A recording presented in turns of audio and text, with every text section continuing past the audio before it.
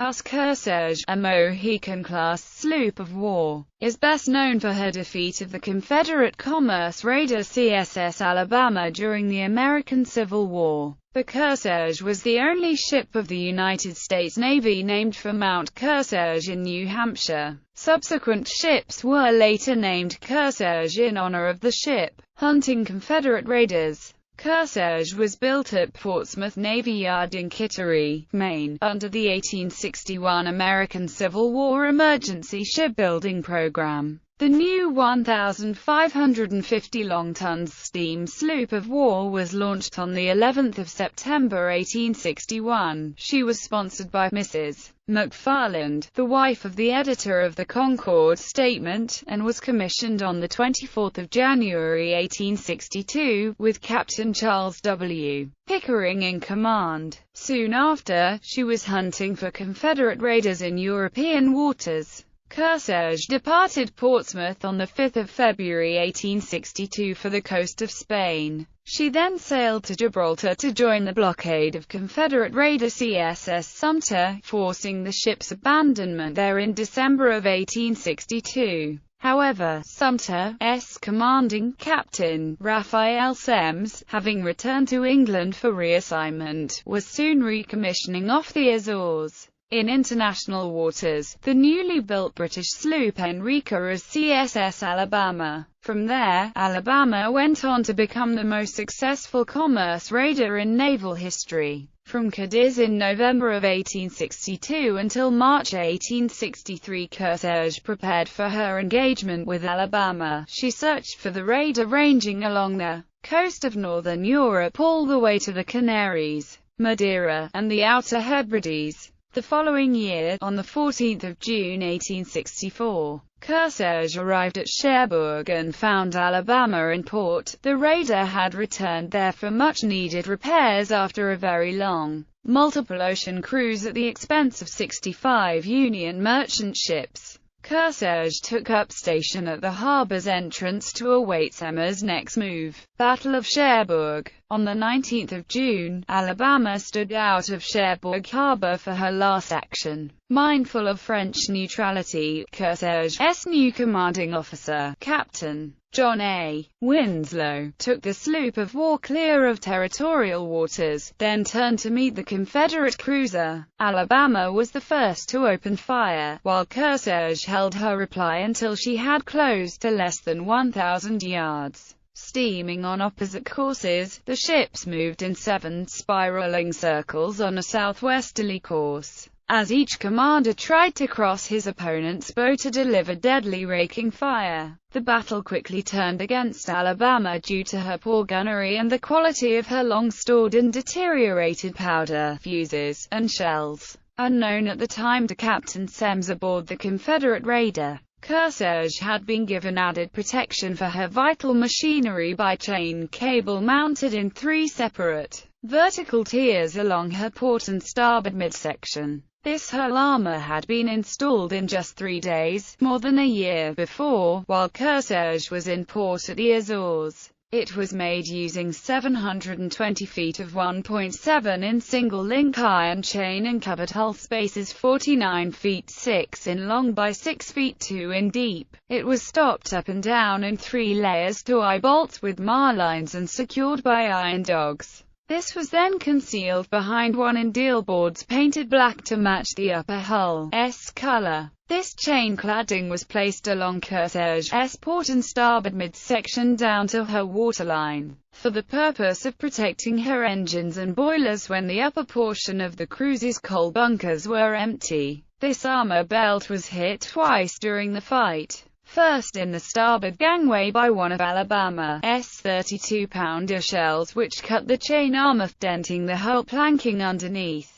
Then again by a second 32-pounder shell that exploded and broke a link of the chain, tearing away a portion of the deal board covering. Even if the shells had been delivered by Alabama's more powerful 100-pounder Blakely pivot rifle, the impacts were more than 5 feet above the waterline and would therefore have missed her vital machinery. 1 hour after she fired her first salvo, Alabama was reduced to a sinking wreck by Kearsarge's more accurate gunnery and its powerful 11-in Dahlgren smoothbore pivot cannons. Alabama went down by the stern shortly after Semmes struck his colors, threw his sword into the sea to avoid capture, and sent one of his 2 remaining longboats to Kearsarge with a message of surrender and a rescue appeal for his surviving crew. Kearsarge finally sent ship's boats for the majority of Alabama's survivors, but Semmes and 41 others were rescued instead by the nearby British yacht Deerhound and escaped to the United Kingdom. The battle between Kearsarge and Alabama is honored by the United States Navy by a battle star on the Civil War campaign streamer. In addition, 17 of Kearsarge's crew received the Medal of Honor for valor during this action. Michael Laheme, John F. Bickford, William S. Bond, James Haley, Mark G. Ham, George H. Harrison, John Hayes, James H. Lee, Charles Moore, Joachim Pease, Thomas Perry, William B. Poole, Charles A. Reed, George E. Reed, James Saunders, William Smith, Robert Strawn. The medals were awarded on the 31st of December 1864. Home for repairs. Kearsarge then sailed along the French coast in an unsuccessful search for the commerce raider CSS Florida, then proceeded to the Caribbean before turning northward for Boston, Massachusetts, where she was decommissioned for repairs on the 26th of November. She was recommissioned 4 months later on the 1st of April 1865 and sailed for the coast of Spain on the 14th of April in an attempt to intercept CSS Stonewall. The Confederate ram eluded federal warships and surrendered to Spanish authorities at Havana, Cuba on the 19th of May. After cruising the Mediterranean Sea and the English Channel south to Monrovia, Liberia, Kearsarge was decommissioned on the 14th of August 1866 in the Boston Navy Yard. Post-war service.